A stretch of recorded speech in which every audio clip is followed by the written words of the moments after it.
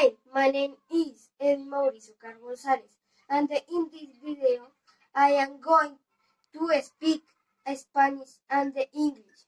We are going to do an experiment on the volcano where when bicarbonate mixed with vinegar and chemical reaction takes place that results in carbon dioxide.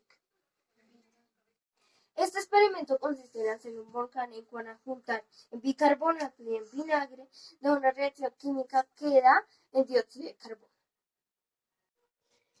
This gas is responsible for creating bubbles that simulated an eruption. Este gas es el responsable de crear las burbujas de cual simulan una erupción filled with and water and the little red paint to make it look like real lava and the meat. Primero echamos agua y después le echamos un poco de pintura roja para que se vea como lava real y mezclamos.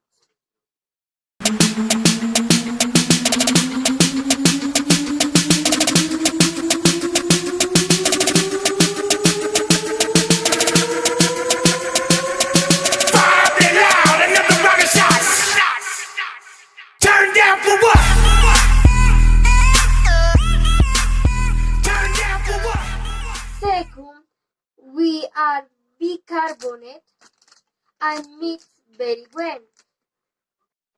Bueno, segundo, echamos bicarbonato y mezclamos muy bien.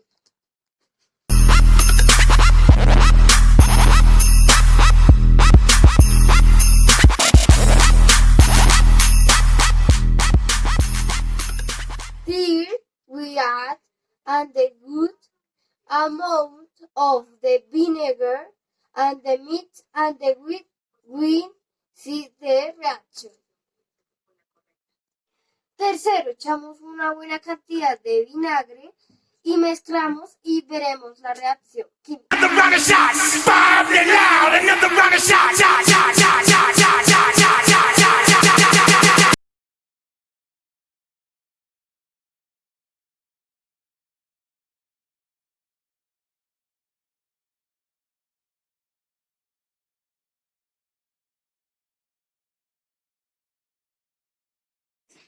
When and that was the result of the experiment.